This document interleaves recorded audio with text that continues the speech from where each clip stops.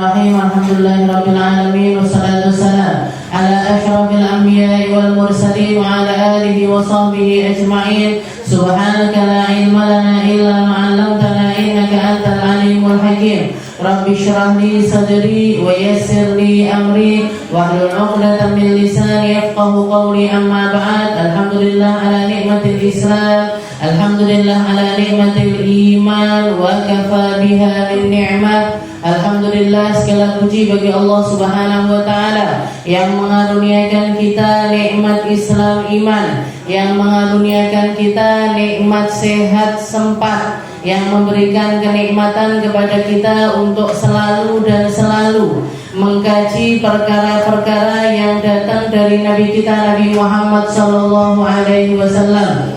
Manusia yang dipilih oleh Allah Ta'ala untuk membawakan cahaya, manusia yang dipilih oleh Allah Ta'ala untuk membawakan kemuliaan, manusia yang dipilih oleh Allah Ta'ala untuk membawa perkara-perkara yang menyambungkan manusia kepada Tuhannya, yaitu Allah Subhanahu wa Ta'ala. Kita nggak akan mungkin bisa nyari cahaya itu di selain Nabi Muhammad SAW. Kita nggak akan mungkin bisa nyari perkara ini kecuali lewat ilmu-ilmu yang bersanad, yang memiliki tali rantai menyambungkan diri kita sampai kepada Allah Subhanahu wa Ta'ala. Bukan tentang perkara membaca kitabnya, bukan tentang perkara membaca setiap huruf-huruf ataupun juga kalimatnya. Seperti yang dikatakan oleh Imam Asy-Syafi'i, al-ilmu fis sudur la fis sutur. Yang namanya ilmu itu tempatnya ada di dalam hati.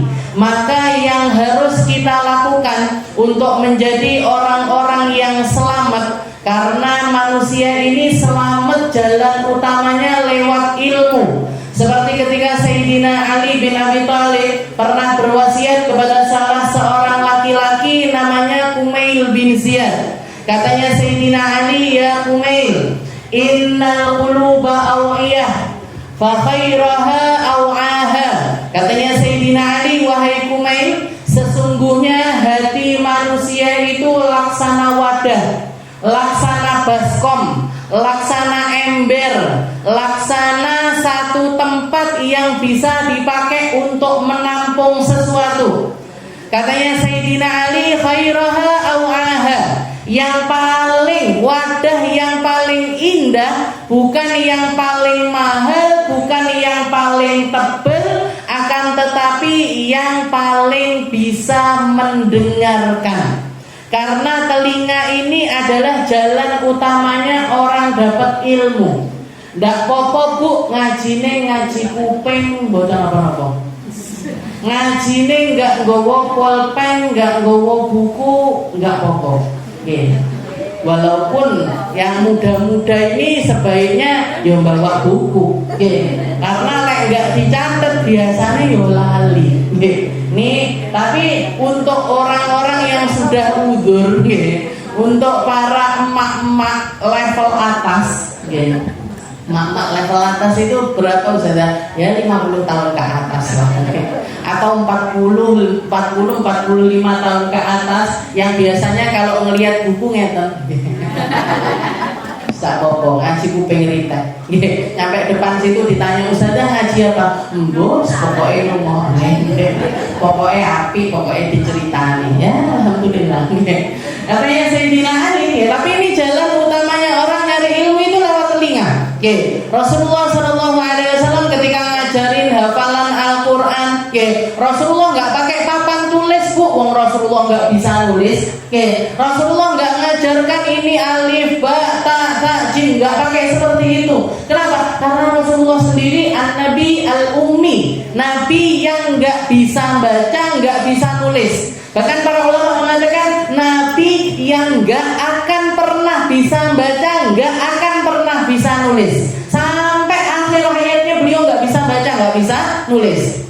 Tapi hal ini kalau di manusia lain menjadi sebuah kekurangan, di dalam pribadinya Nabi Muhammad SAW ini menjadi sebuah kelebihan. Kenapa? Karena dengan beliau yang nggak bisa baca, nggak bisa nulis, ini justru menguatkan dalil kalau Al-Quran ini nggak mungkin dikarang sama Muhammad, nggak mungkin dikarang oleh Rasulullah Shallallahu Alaihi Wasallam. Jenengan nopo tumon ada penulis novel, penulis buku, pengarang satu kitab, tapi yang ngarang nggak bisa baca, nggak bisa nulis.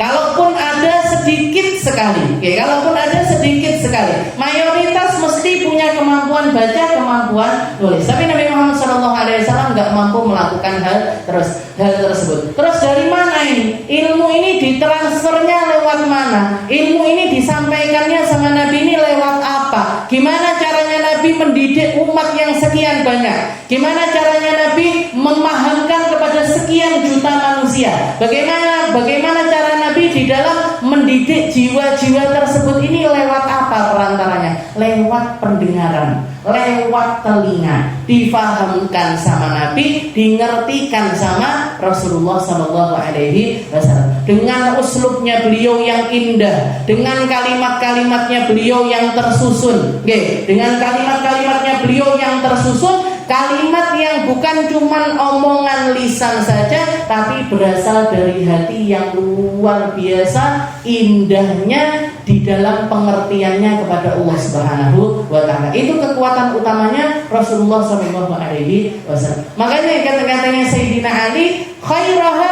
au'aha, hati yang paling baik ini yang gimana? Hati yang sanggup mendengarkan banyak hal. Setelah itu Sayyidina Ali berwasiat lagi, ya Kumail, innan nasa thalatha, wahai Kumail, ketahuilah manusia ini terbagi menjadi 3 golongan. Manusia ini dimanapun tempat, di belahan bumi manapun, kalian akan menemukan 3 kriteria manusia. Yang 2 kelompok baik, yang 1 nggak baik. Jangan sampai kamu menjadi golongan yang ketiga. Golongan 1 sama golongan 2 apa? Katanya beliau yang pertama, alimun rabbaniyun. Seorang yang berilmu, yang dengan ilmunya ini nyambungkan dirinya kepada Allah Ta'ala, dengan ilmunya ini memperbaiki hubungannya kepada Tuhannya. Berngaji, sholatnya malah tambah api, berngaji, omongannya malah api. Habis ngaji, dengarkan kajian, bawa oleh-oleh bu. Jadi setelah ngaji ini bawa oleh-oleh pulang ke rumah. Aku dek mang dikei ijazah baca, misalkan baca laqad ja'akum rasulun min anfusikum azizun 'alaihi ma 'anittum harisun 'alaikum bil mu'minina raufur rahim, diamalkan setelah habis sholat. Saya sebelum berangkat umroh, bahkan sebelum berangkat sekitar 2 bulan atau 3 bulan kemarin, sempat kedatangan salah satu guru saya, namanya Hubabah Huda. Guru saya di Daruzahra dulu. Beliau datang, ada beberapa tempat yang beliau datangi, saya marani waktu di Gresik. Saya datengin di majelis yang ada di Gresik, di rumahnya Habib Abu Bakar Assegar. Setelah selesai majelis, kita sempat sholat jamaahan sama beliau. Sholat maghrib jamaahan. Setelah sholat maghrib ini beliaunya balikkan badan, habis wiritan ngeten niku, balikkan badan. Setelah itu ngobrol sama kita. Salah satu hal yang beliau ijazahkan itu, katanya Hubabah, saya itu ada satu orang Hubabah di Hadramut. Ada orang sepuh yang istilahnya ketakwaannya itu teruji, orangnya ahli ibadah, orangnya baik dan lain sebagainya. Beliau itu mewasiatkan kepada saya, Huda, kamu saya ijazahin, kamu saya wasiatin. Apa Hubabah? Kamu sampaikan kepada setiap perempuan yang kamu temui. Sampaikan kepada setiap perempuan yang kamu temui, untuk menanggulangi fitnahnya zaman yang semakin gak karu-karuan ini, untuk menjaga diri mereka, untuk jadi wiridnya mereka, untuk jadi zikirnya mereka. para perempuan-perempuan ini sebaiknya setiap kali selesai sholat baca ayat ini. Laqad ja'akum rasulun ila akhiril ayat. Oke, jadi baca laqad berapa? Terserah. Oke, jadi misalkan setiap habis sholat itu 3 kali, apa 5 kali, apa 7 kali, apa 9 kali. Oke, dibaca. Biar apa? Biar ngelindungi kita sepanjang hari, terutama dari fitnahnya zaman. Kenapa kok ayat ini? Karena ayat ini adalah ayat pujian tertingginya Allah Ta'ala kepada Nabi Muhammad SAW. Kalau sudah Allah Ta'ala muji Nabi, apa kira-kira fungsinya pujiannya manusia ini kira-kira apa? Terus tidak perlu Nabi Muhammad itu dipuji sama manusia, itu tidak perlu. Tapi kita sebagai manusia, kita sebagai umatnya yang memerlukan sambungan kepada Rasulullah SAW. Jadi yang pergolongan pertama alimun rabbani. Kalau kita bisa mengusahakan diri jadi orang alim, dilakukan. Gini, lek sik kuat ngaji, lek sik kuat sinau nahwu sorof, sinau. Semumat misalnya rumusannya mubtada, khobar dan lain sebagainya, ya sudah. Kalau nggak bisa jadi golongan pertama, jadi golongan yang kedua. Siapa? Au muta'allim, orang yang belajar ilmu. Makanya sering saya bilang, ngaji kalau ditanyain orang ngajinya sampai kapan? Sampai mati. Saya ngomong ngaji sampai mati, yang dengar juga niat ngaji sampai mati. Kayak kemarin itu loh, kakaknya Pak Udin, riwayatnya kan bagus sekali. Habis acara maulid di sini, saya sempet nulis, sempet ngaji, sempet ngambil beberapa faedah, keluar kecelakaan, udah meninggal. Itu meninggal berarti apa? Berarti akhir keadaannya apa? Belajar. Akhir keadaannya apa? Bersenang-senang dengan maulidnya Rasulullah SAW. Insya Allah husnul khatimah. Bahkan bisa jadi meninggal dalam keadaan syahid. Bisa jadi meninggal dalam keadaan syahid. Karena orang yang meninggal fi talabil ilm, di dalam mencari ilmu, maka syahidan. Dia mati dalam keadaan syahid. Kan perjalanan pulang dari ngaji, perjalanan pulang dari ngaji bisa jadi bukan cuma husnul khotimah, tapi masuk di dalam golongannya orang yang meninggal dalam keadaan syahid. Jangan sampai jadi golongan yang ketiga. Apa itu? Karena Sayyidina Ali awhamajun, atau golongan yang bukan golongan 1, golongan 2. Enggak alim bukan, ngaji ya enggak tahu. Alim enggak, ngaji juga enggak ogah-ogahan, enggak mau belajar, enggak mau datengin majelis taklim, enggak mau mendekati para ulama. Ini golongan yang paling gampang diprovokasi, paling gampang digiring opininya. Kalau kalimatnya Sayyidina Ali, dia akan menjadi manusia-manusia yang akan selalu terbawa kemana angin itu berhembus. Yang viral ke kanan, melok ke kanan. Yang orang-orang lagi ngomongin ini, ikut ke sini. Oh, sekarang yang ngetren itu tiktokan kabeh. Oh, sekarang yang ngetren itu joget semuanya. Kalau sekarang itu yang keren itu makan kulineran kesana kemari, traveling dan lain sebagainya. Mereka hanya akan terombang-ambing kesana kemari, nggak punya pijakan yang kuat, nggak punya sandaran yang kuat, sehingga apa? Hidupnya habis dipakai untuk melakukan perkara-perkara yang penuh dengan kelalaian. Masuk ke dalam kubur nggak bawa apa-apa. Masuk ke dalam kubur, umurnya habis di dalam setiap keburukan tersebut. Alhamdulillah ini. Dan orang yang seperti ini yang paling gampang diadu domba.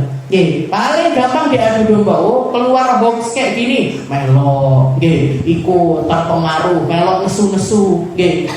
Kejadiannya di Jakarta sana sampai Tulungagung nesu nih. Demonya sampai ke Tulungagung. Yang yang heboh kejadian di mana? Melok nesu. Artis itu loh salah sing wedok. Satunya lagi sing salah sing lanang. Urusan jenengan nopo? Dibayar yo enggak, dikei beras yo enggak, entuk faedah yo enggak, tapi melok emosi nggih. Kebawa emosi sama gosip-gosip yang entah manusia mana di daerah mana. Nggih, ini golongan yang ketiga yang paling gampang diprovokasi, paling gampang diadu domba, paling gampang dibikin kesana kemari. Dan golongan ketiga ini katanya Sayyidina Ali nggak mungkin selamat. Nggak mungkin selamat. Mau selamat kalau kita hidup di dunia ini pengen selamat, jadi golongan 1, jadi golongan 2. Kalau bukan orang alim ya muta'alim. Kalau bukan orang yang punya ilmu ya jadi orang yang belajar ilmu. Ya mugi-mugi berkahnya majelis al-wasilah ini jadi wasilahnya kita belajar. Jadi wasilahnya kita mendekat kepada Nabi. Jadi wasilahnya kita dapat ilmu-ilmu yang indah dari akhlak perilakunya Rasulullah SAW. Kita lanjutkan pembahasan kita di dalam kitab Risalatul Mu'awalah ila an qala al-mu'allif rahimahullah ta'ala wa nafa'ana bihi wa bi'ulumi fid daraini amin wa nawthani min al-makarim ma yakunu min qibalil khalqi min al-adha bin nafsi awil irdi awil mal. Kemarin kita membahas golongan yang ketiga.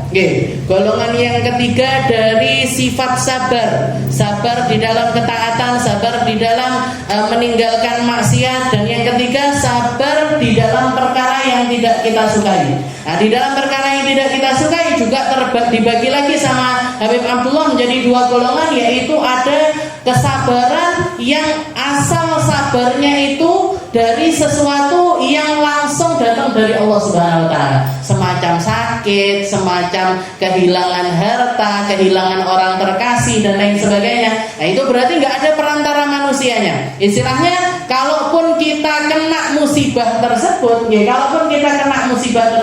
nggak ada manusia nggak ada urusannya sama hamba Allah taala yang lainnya. Nggak ada urusannya sama manusia-manusia yang lainnya. Tapi kalau golongan yang kedua ini an-nawthani, sesuatu yang kita benci dan itu datangnya dari manusia. Omongannya orang, caciannya orang, diolok-olok atau direndahkan sama orang lain, atau diperlakukan nggak baik, nggak benar sama orang-orang lain. Nah, ini juga butuh kesabaran di dalam perkara tersebut.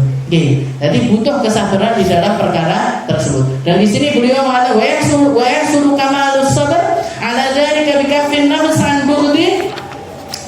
buldil mu'di in kana musliman. Katanya Habib Abdullah, kamu akan mendapatkan kesempurnaannya kesabaran. Jalan pertamanya atau jalan utamanya, jangan sampai pernah membenci orang yang bersangkutan itu tadi in kana musliman, kalau dia adalah seorang muslim. Kalaupun misalkan kita nggak bisa melupakan perasaan sakit yang dia datangkan, dia hadirkan kepada kita, tapi untuk membenci itu menjadi sesuatu yang tidak diperkenankan. Semacam yang terjadi kepada Rasulullah SAW, bencinya beliau kepada Wahsy.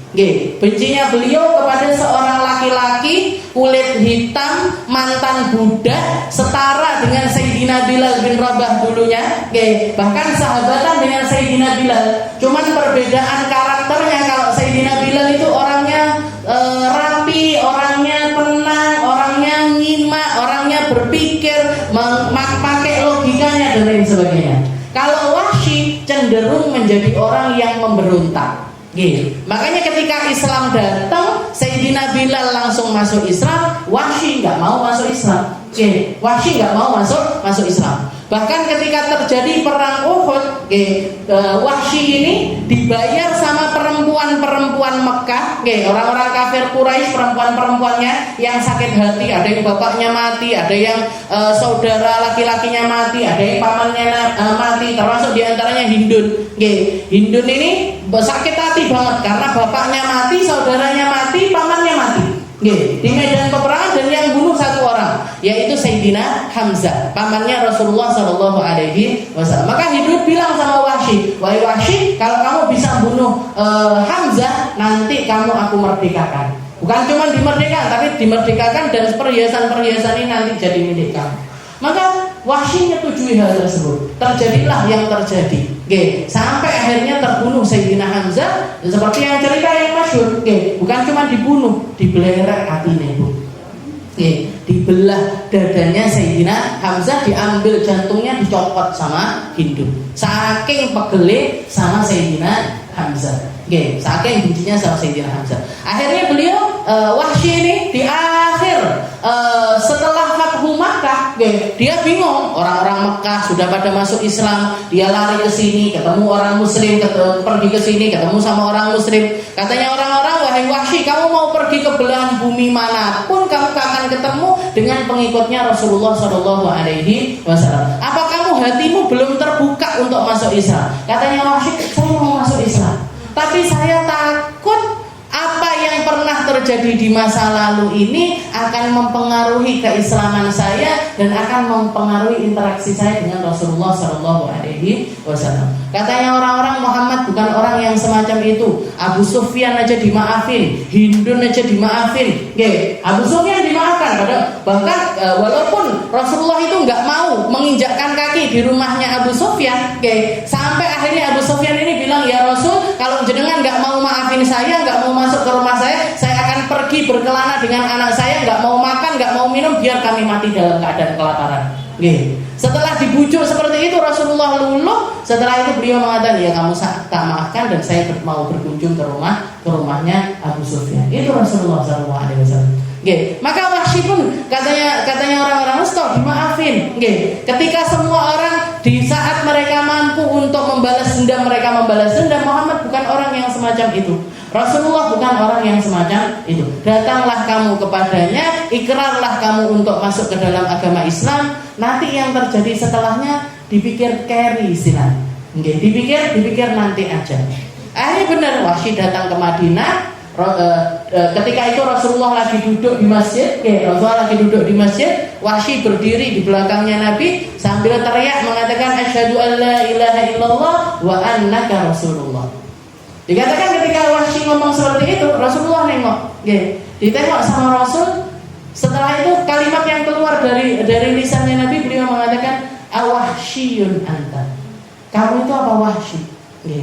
Katanya Wahsy, na'am ya Rasul, ya saya adalah Wahsy. Oh kok duduk kamu sekarang, usili, ceritakan kepadaku gimana kamu membunuh pamanku Sayyidina Hamzah.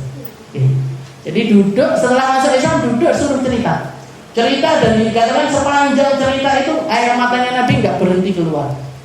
Keinget dengan pamannya yaitu Sayyidina Hamzah. Selesai cerita, katanya Rasulullah, saya sudah maafin kamu, saya sudah istilahnya nggak akan mungkin tentang hal ini lagi. Tapi satu, jangan pernah tampakkan wajahmu di depanku. Maka dikatakan Wahsy masuk Islam, tinggal di Madinah, tapi setiap kali sholat jamaah neng pojok mburi. Kalau ngaji nyari tempat yang di belakangnya Nabi, nggak mau duduk di depannya Nabi ini, nggak mau karena takut Rasulullah nanti kelihatan beliau nangis lagi. Jadi beliau duduknya di belakang, delik terus. Sampai akhirnya beliau mengatakan, ya Allah, beliau janji pakai tombaknya, ya Allah, dengan tombak ini engkau takdirkan aku membunuh sebaik-baik manusia, yaitu Sayyidina Hamzah. Tapi semoga dengan tombak ini juga ya Allah, izinkan saya untuk membunuh seburuk-buruknya manusia. Untuk nebus kesalahannya beliau menjanjikan hal tersebut. Akhirnya dikabulkan sama Allah Ta'ala. Beliau membunuh satu orang yang paling dibenci sama Nabi, namanya Musailamah Al-Kadzdzab. Jadi dikatakan di sini katanya Habib Abdullah, wa yahsul kamalus sabr ala dzalika bikafin nafas an buhut. Jadi kalau kamu mau memiliki kesempurnaannya kesabaran, yo kudu belajar. Cara belajarnya gimana? Jangan pernah naruh rasa benci kepada orang-orang yang bersangkutan di dalam menyakiti diri kita. Utamanya kalau dia adalah orang Muslim. Kalau dia orang Islam, ojo sampai geting.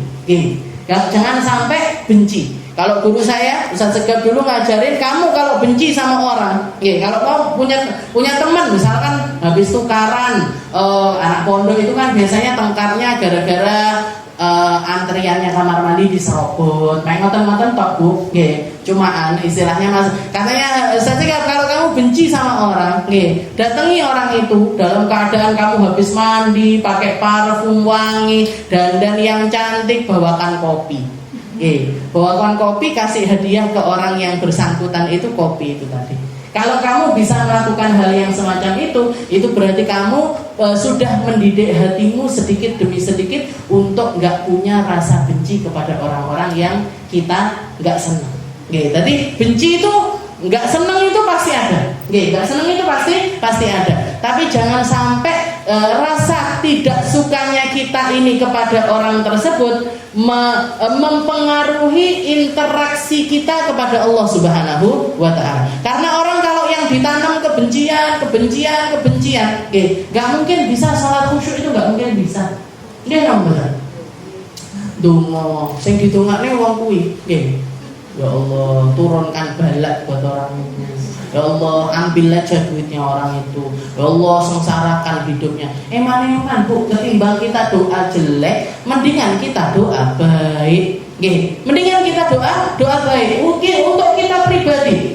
Jadi istilahnya orang yang nanam kebencian itu kayak nanam bara api di dalam hatinya, ngerusak sembarang barang. Pikirannya dirusak, keinginannya dirusak, keluarnya harta dirusak, ibadahnya dirusak. Gara-gara apa? Gara-gara rasa benci. Jadi kudu dibenak nih. Memang sakit, sakit Ustazah di sini jedit, rasanya koyok sesek. Saya ngeliat orangnya aja rasanya sesek. Jangan inget-inget gimana sakit hatinya Rasulullah SAW dengan orang-orang kafir Quraisy, dengan setiap perlakuan yang mereka lakukan. Kurang sesek opo Nabi niku. Di Mekah itu kurang sesek apa Rasulullah SAW? Setiap keluar rumah sampah di depan rumahnya. Tapi Rasulullah memilih gimana? Memilih menikmati apa yang dilakukan oleh orang-orang itu. Reget ya diresiki. Ada sampah ya dibersihkan. Ada kotoran ya dilap-lapi. Itu Rasulullah. Orang kalau mikir simpel kayak gitu, sing kesel akhirnya yang jahat itu akhirnya, kita buai sampah neng kene kok ndak nesu-nesu, kan pengennya mereka marah, pengennya mereka yang bersangkutan itu marah, ngelabrak dan lain sebagainya. Tapi Rasulullah nggak dibersihkan. Abu Jahal itu rutinitasnya Abu Jahal. Setelah Rasulullah ngaku jadi nabi, itu setiap buang sampah nggak dibuang ke tong sampah, dibuang ke rumahnya Rasulullah SAW. Jangan lihat sekarang nasib rumahnya Abu Jahal. Jadi apa? Jadi toilet umum. Rumahnya Abu Jahal itu di Mekah sekarang jadi toilet umum. Lain jenengan umroh, mungkin umroh sedoyo. Nah, keluar lewat pintu Marwah, tempatnya orang tahallul cukuran itu, nanti ke kamar mandi yang paling dekat dari tempat itu dulunya rumahnya Abu Jahal. Sekarang jadi toilet umum. Orang jahat itu direndahkan. Gak usah kita yang merendahkan, Allah Ta'ala yang akan menunjukkan kalau dia ini manusia rendah. Gak usah balas jenengan, nanti kelihatan sendiri siapa yang jahat, siapa yang baik, siapa yang benar, siapa yang salah. Itu Allah Ta'ala yang akan menunjukkan perkara tersebut. Wa anhum bisyarlahu. Jangan sampai gembira ketika mereka mendapatkan keburukan. Berarti ketimpa musibah, alhamdulillah pancen yo omongane karo aku koyok ngono dibales to karo Gusti Allah.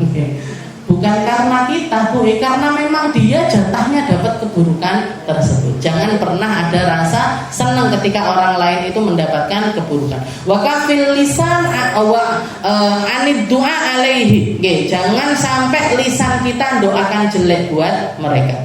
Wa tarkil mu'akhadzah lahu ra'san. Jangan pernah terbesit di dalam pikiran kita untuk melakukan pembalasan. Kenapa? Kalau kita balas berarti podo wae. Kamu ngomong kotor, aku yo iso ngomong kotor. Kamu kasar sama saya, aku lebih bisa kasar. Kamu nyakitin anak saya lebih bisa nyakitin anak kamu. Berarti nopo? Podo. Podo nopo nih? Podo calon penghuni neraka. sama-sama orang jahat, sama-sama nggak punya akhlak, sama-sama nggak punya kemuliaan di sisi Allah Subhanahu wa Ta'ala. Wa tarkil mu'akhadah lahu ra'san. Semuanya ra'san. Maksudnya kalimat ini Habib Abdullah pengen ojo sampai terbesit di dalam pikiran kita untuk melakukan balas dendam. Imma hilman wa ihtimalan aw afwan wa safhan iktifaan bi nusratillahi fil awal. Jadi yang perlu kita lakukan sabar, meneng, ditanggung saja perkara tersebut. Sebentar Bu, dunia ini sebentar. Kalaupun ada orang jahatin kita, sebentar. Kalau ada orang ngomongin kita sebentar, kok lek kesel-kesel dewe.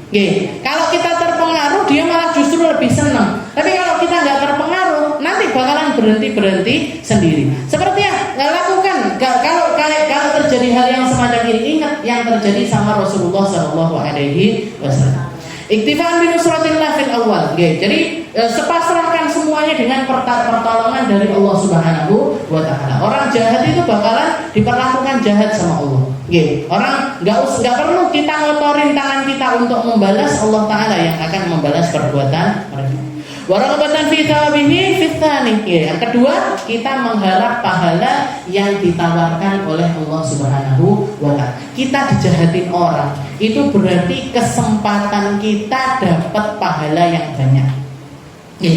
Kesempatan kita naikkan derajat kita, kesempatan kita untuk dihapuskan dosa-dosa kita. Eman kalau ini semuanya kita gadaikan hanya demi emosi sesaat.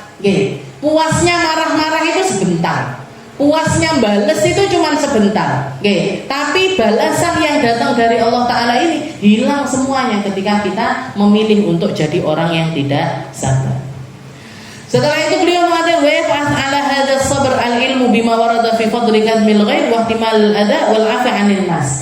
Katanya Imam Haddad, beliau mengatakan pemicu utama untuk kita bisa sabar, modal utamanya kita untuk bisa sabar yaitu al-ilmu bima warad. Ngerti, faham dengan jalannya apa yang sedang terjadi. Dengan jalannya apa yang terjadi, ataupun juga faham dengan apa yang datang dari Allah Subhanahu wa Ta'ala. Min fadli kadmil ghaib, seperti keafdoliahannya orang yang nahan emosi, wahtimalil adha, nahan kesulitan-kesulitan, wal afwa 'anil nas, memaafkan orang yang bersalah kepada kita. Di situ ada pahala yang besar. Karena Allah Subhanahu wa Ta'ala mengatakan faman afa wa aslaha fa ajruhu 'ala Allah.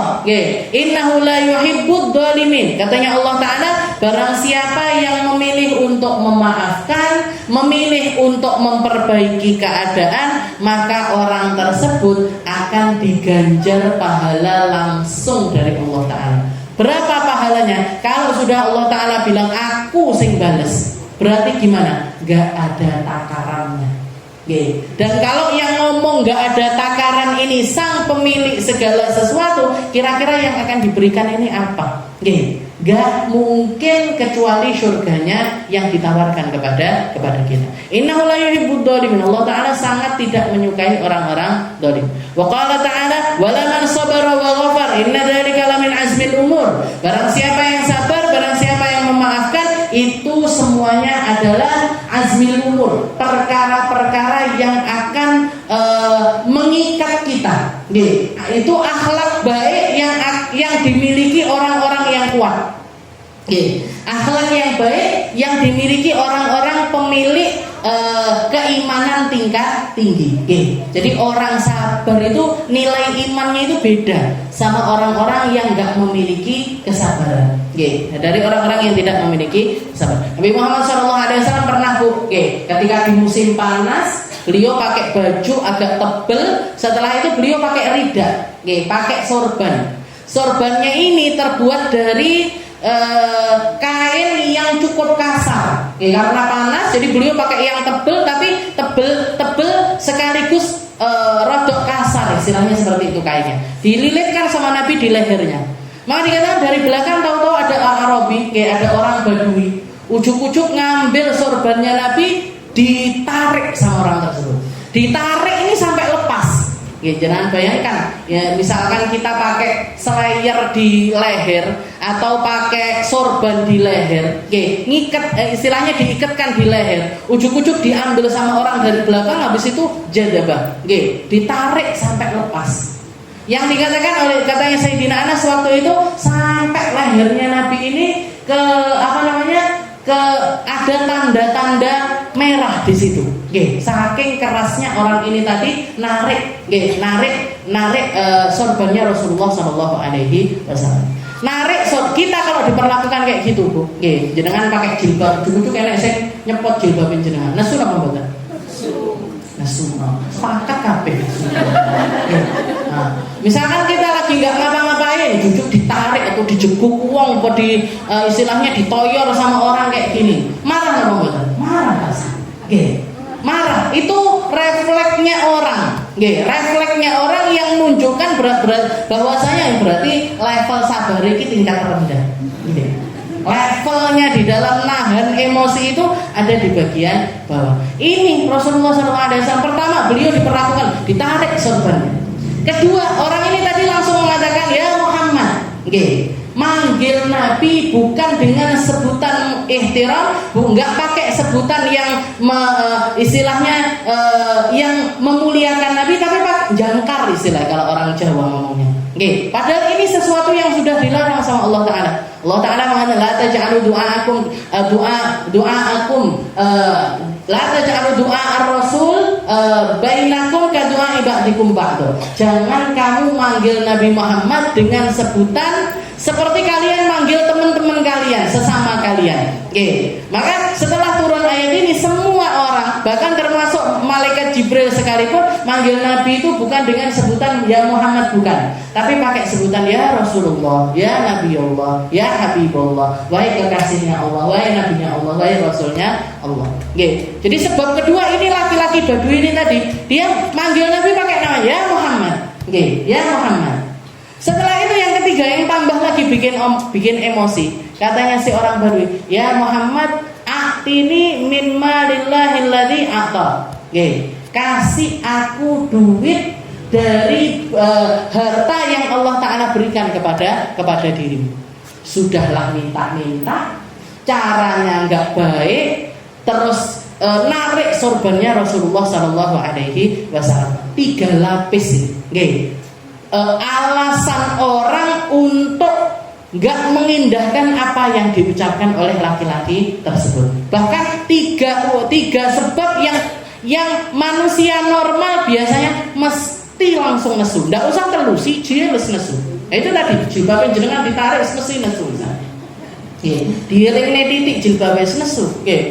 Potong aku jilbaban rapi-rapi ket neng omah, dadak ditarik malah miring malian.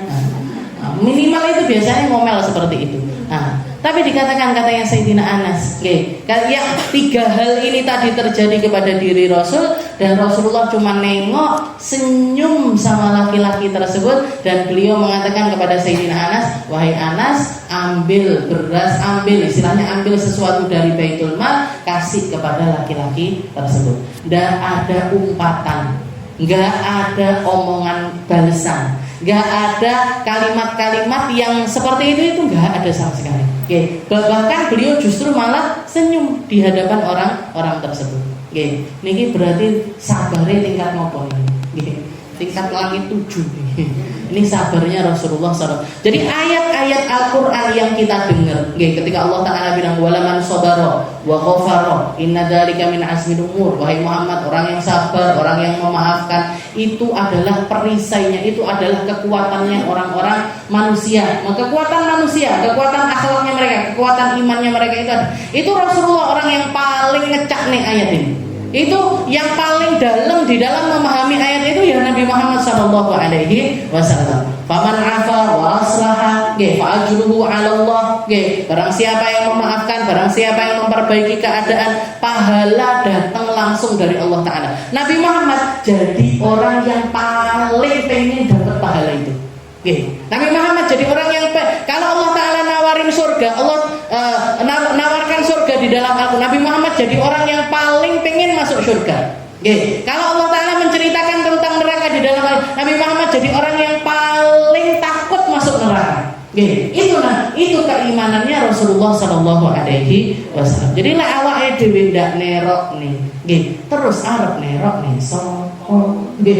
Nah kalau kita tetap gini-gini aja imannya kita, nggak naik-naik levelnya, ya berarti pahalanya yang cemes-cemes ngoten itu. Ya supaya levelnya panggal siji mudhun neh, siji neh munggah neh, siji mudhun neh, munggah neh siji neh mudhun neh. Kapan langit ketujuhnya? Kapan langit? Padahal kalau doa inna nas'alukal firdausal a'la, ya Allah nyuwun surga sing paling dhuwur. Tapi dijawil wong titik sewu. Diomongin orang dikit marah, bales dan lain sebagainya. Ngimpi Bu surganya Bu. Ngimpi dapat surganya. Wa qala alaihi salatu wassalam, dan Nabi Muhammad sallallahu alaihi wasallam juga mengatakan man kadzama ghaidan walau sya'yan ayyan fidahu lana fidahu malallahu qalbahu amnan wa imanan. Katanya Nabi, barang siapa yang nahan emosinya dia, padahal kalau dia bisa bales, orang yang punya kemampuan untuk bales keburukan kepada orang lain, tapi dia memilih untuk bersabar nahan emosinya. Katanya Nabi, malallahu qalbahu imanan wa amnan. Allah Ta'ala akan mengaruniakan di dalam hati hamba tersebut rasa aman sekaligus keimanan. Rasa aman di dalam dirinya. Orang kalau nggak dikasih perasaan aman Bu, di dalam hidupnya gerusa-gerusu terus.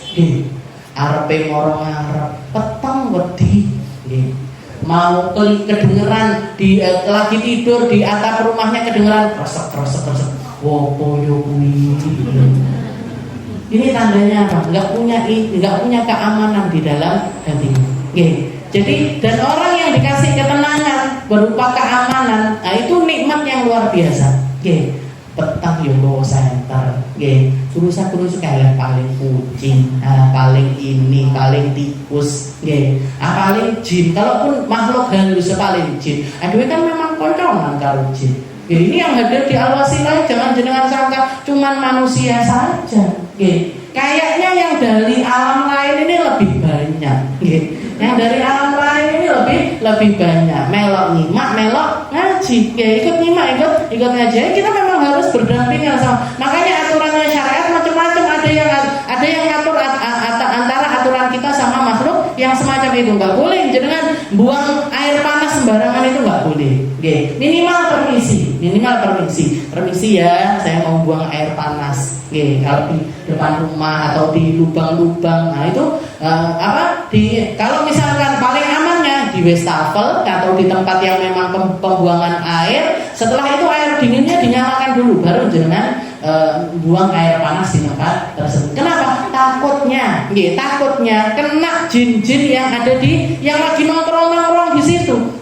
Jangan bayangkan kalau kita lagi duduk-duduk, lagi majlisan itu duduk kan sing nyiram banyu panas.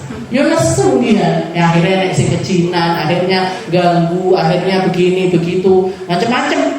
Pondok itu banyak kejadian yang kayak gitu. Makanya kalau masuk kamar mandi tengah malam, jangan pertama kali bangun malam misalkan jam 2, setengah 3 masuk ke kamar mandi, kamar mandi ini biasanya masih kering. Nah, itu jangan langsung jenengan pipisi, jangan langsung pipis atau jangan langsung BAB di situ. Marah yang lagi di situ. Terus gimana? Nah, ini kalau ada bak mandinya airnya digoyang-goyangin dulu. Itu jadi pertanda kalau kita itu permisi sama mereka. Habis itu ngambil air jenengan guyah dhisik. Diguyang pakai air dulu. Tempat-tempat yang kering itu diguyangi air. Baru setelah itu kalau mau pipis. Nah itu tadi bayangannya kalau misalkan mereka lagi nongkrong, tempat nongkrongnya jin itu di kamar mandi kayak gitu. Mereka lagi nongkrong duduk di pipisi. Marah mereka. Nah, jadi interaksi kita sama mereka itu banyak diatur sama Allah Ta'ala. Nggak boleh tulang, istinja pakai tulang nggak boleh. Kenapa? Karena tulang itu makanannya jin. Kalau buang baca Bismillah. Kalau buang baca Bismillah. Biar yang makan jin muslim. Biar yang makan tulang itu tadi jin muslim. Orang usah di presto tulangnya. Misalnya jin mangan apa sampai tulang-tulangnya dimakan sama manusia. Wa qala alaihi salatu wasallam, itu juga Nabi Muhammad sallallahu alaihi wasallam mengatakan, yunadi munadin yaumal qiyamah liyaqum man ajru 'ala Allah fa yaqumul 'afuna 'anil nas. Dikatakan nanti di hari kiamat Allah taala itu manggil, menyeru di atas arasy-Nya beliau dan di atas arasy-Nya Allah taala, yunadi munadin yaumal qiyamah, katanya Allah taala, liyaqum man ajruhu 'ala Allah. Nggih, silahkan berdiri. Berarti apa? Yang pertama kali suruh berdiri, habis itu dipindahkan menuju hisab, menuju timbangan amal. Yang pertama kali bakalan selamat, nggih, sampai masuk surganya Allah taala. Nggih, katanya munadi tersebut, panggilan tersebut, liyaqum man ajruhu 'ala Allah. Silahkan berdiri orang-orang yang dapat pahalanya ini langsung dari Allah taala. Maka dikatakan yang berdiri ini siapa? Al-afuna 'anil nas, orang-orang yang seumur hidupnya memilih untuk memaafkan siapapun yang menyakiti mereka. Jadi orang-orang yang suka nyakitin itu memilih hidup dengan memaafkan mereka, itu nanti yang akan pertama kali dipanggil di hari kiamat. Wa man lazima sabr ala hadzal wajh akramallahu bi husnil khuluq wa huwa ra'sul fadail wa malakul kamalat. Dan barang siapa yang istiqomah melakukan semua bentuk kesabaran ini tadi, terutama kesabaran kepada sesama manusia, akramahullah bi husnil khuluq. Allah taala telah berarti itu tandanya Allah taala telah mengaruniakan kepada hamba tersebut akhlak yang baik. Jadi tandanya orang akhlaknya baik itu bukan yang jalannya munduk-munduk, bukan yang kalau sama ustad sama laki-laki salaman sama ustadznya, atau yang perempuan salaman sama ustadzahnya, salaman sama bunyai sama kiainya, sing paling ngeten bolak-balik nyucup, kadang-kadang dicucup. Saya kadang-kadang disalimi orang itu ada yang disedot barang. Ini kenapa kok tangan saya pakai disedot barang? Nanti kalau kayak gitu salaman cium sini kayak pulang umroh niku. Jadi istilahnya bukan yang seperti itu, yang orang akhlaknya baik itu bukan yang kayak gitu-gitu, bukan. Tapi mereka-mereka yang hatinya dimampukan sama Allah Ta'ala untuk memaafkan siapapun. Nah, itu namanya orang yang punya akhlak yang baik. Wa huwa ra'sul fadail wa malakul kamalat. Dan ini adalah puncaknya sebuah kemuliaan. Puncaknya sebuah kemuliaan wa malakul kamalat. Dan perhiasannya orang-orang yang memiliki keimanan sempurna. Orang-orang yang imannya sempurna kepada Allah Ta'ala, itu salah satu tanda utamanya mereka adalah memiliki kesabaran yang luar biasa. Mungkin kita dijadikan hamba yang semacam ini, digampangkan untuk sabar, dimampukan untuk sabar, diajarkan untuk sabar, bisa menjalani kehidupan ini dengan kesabaran, untuk bisa nirukan Nabi Muhammad SAW, untuk bisa nirukan pahala yang Allah Ta'ala berikan kepada Nabi Muhammad SAW, untuk nyari syafaatnya Nabi, untuk nyari kedekatan kepada Nabi, untuk nyari perkara-perkara yang indah yang Allah Ta'ala titipkan kepada Rasulullah SAW. Mungkin kita, orang tua kita, anak cucu kita, semua orang yang kita sayangi dijadikan sama Allah Ta'ala orang-orang yang memiliki iman sempurna, dijadikan sama Allah Ta'ala orang-orang yang memiliki akhlak mulia, dijadikan sama Allah Ta'ala orang-orang yang memiliki kesabaran tanpa batas, sehingga mereka akan dimuliakan oleh Allah Ta'ala di dunia sampai akhiratnya. Ala hadhihi niyah wa ala kulli niyatin salihah wa ila hadratin Nabi Muhammad sallallahu alaihi wasallam bisirril